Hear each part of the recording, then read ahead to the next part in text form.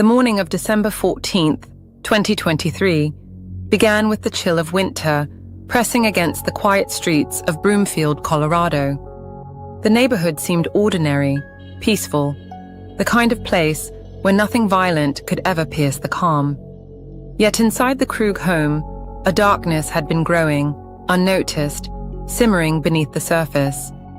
Crystal Krug, a 43-year-old mother and accomplished biochemical engineer, prepared for her day. Her children were dropped off at school, and she returned to a house that would soon become the stage of her final moments. For months, Crystal had lived under the shadow of fear. Anonymous messages, emails, and phone texts haunted her life, each one increasingly sinister. She reported the stalking, but every lead seemed to vanish into thin air. Authorities investigated an ex-boyfriend, long thought to be a threat, only to confirm he was hundreds of miles away, oblivious to the terror unfolding in Broomfield. Unbeknownst to Crystal, the real source of her fear had been inside the walls of her home all along. Her husband, Daniel Krug, had meticulously crafted a web of deception. He had created fake identities, bought burner phones, and sent the threatening messages himself, manipulating his wife into believing she was being watched by someone from her past.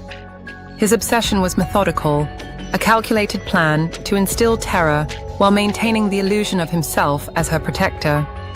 The digital breadcrumbs were subtle but deliberate, a sinister trail meant to mislead even the most careful investigator. That morning, the house was eerily still. Crystal returned from the school run, unaware that Daniel waited in the shadows. When the attack came, it was sudden and violent. He struck her from behind, leaving her unconscious before delivering fatal blows. In a horrifying twist, he used her own devices to continue the illusion, sending messages that suggested she was still alive, attempting to manipulate both family and authorities. Cameras meant to watch the home had been tampered with, some disabled, others deliberately covered, obscuring the truth in an almost cinematic concealment. When authorities traced the origin of the messages back to Daniel's devices, the horrifying picture emerged. Crystal had not been targeted by an old threat.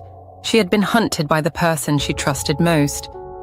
The trial revealed layers of manipulation, deception, and premeditation, each detail more chilling than the last. The jury ultimately convicted Daniel of first-degree murder, stalking, and criminal impersonation. He received life without parole, ensuring that the calculated violence he had unleashed would never reach another victim. Crystal's children are now in the care of family, growing up in the shadow of a home once filled with love, but shattered by betrayal. Friends and relatives remember her intelligence, creativity, and vitality, qualities snuffed out by the one person who should have protected her. The case serves as a grim reminder that the most dangerous threats can sometimes come from within, hidden behind the faces we trust most.